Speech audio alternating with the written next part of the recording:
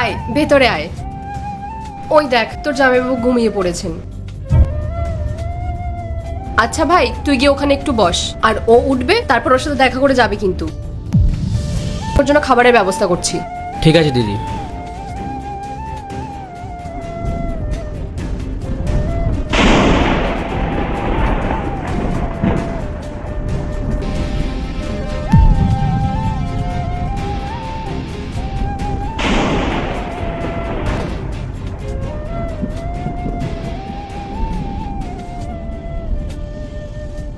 ভাই চাটা খা আর খেয়ে বল যে তোর দিদি কেমন চা বানায়।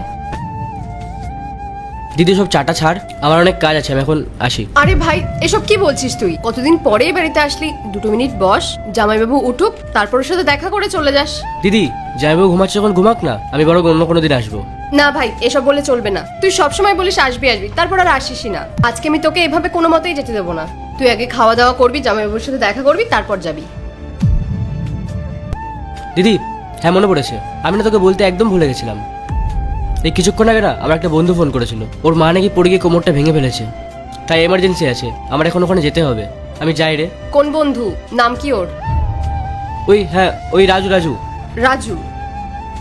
এই নামে তো তোর কোনো বন্ধুকে আমি চিনি না, আর কোনোদিন দেখিও নি। আল্লাহর এই ভিডিওটা দেখে যে সরে যাবে তার মনের আশা পূরণ হবে না। আল্লাহর এই ছবিটা দেখে চ্যানেলটা সাবস্ক্রাইব করতে হবে এবং ভিডিওতে লাইক করে দিতে হবে, তাহলে তোমার মনের আশা পূরণ হয়ে যাবে। আর অবশ্যই অবশ্যই এই চ্যানেলটা সাবস্ক্রাইব করতে হবে। আরে দিদি এই কয়েকদিন আগে ফ্রেন্ডশিপ হয়েছিল, তুই চিনবি না। দিদি সিচুয়েশনটা একটু বোঝার চেষ্টা কর। আচ্ছা ঠিক আছে, তুই একটা কাজ কর, তোর সাথে আমাকেও নিয়ে চল। তুই তুই ওখানে গিয়ে কি করবি? তুই বাদ দে, আমি একাই চলে যাবো। আচ্ছা ভাই ঠিক আছে, তাহলে আমি তোর জামাইবাবুকে ডেকে দিচ্ছি। হসপিটালে না ওর অনেক চেনা জানা লোক আছে, কোনো না কোনো একটা ব্যবস্থা ও ঠিক করে দিতে পারবে। আরে দিদি তুই একটু বোঝার চেষ্টা কর, যাইবো এমনিই খুব টায়ার্ড, ওনাকে ডাকাটা ঠিক হবে না, আমি একাই সব সামলে নেবো। ওই দেখ তোর জামাইবাবু উঠে গেছেন। এ কি কি ব্যাপার, এত চিৎকার চেঁচামেচি করছো কেন তোমরা?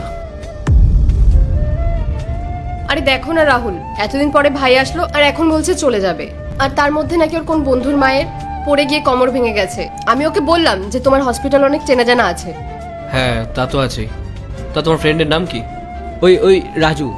আচ্ছা ঠিক আছে, তুমি কোনো চিন্তা করো না, আমি আমার বন্ধুকে কল করে দিচ্ছি, ও সব কিছু সামলে নেবে।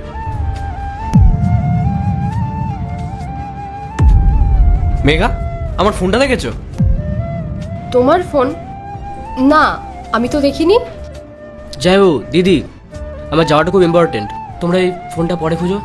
তুই এখন অনেক ছোট, এসব কিছু তুই একা হ্যান্ডেল করতে পারবি না।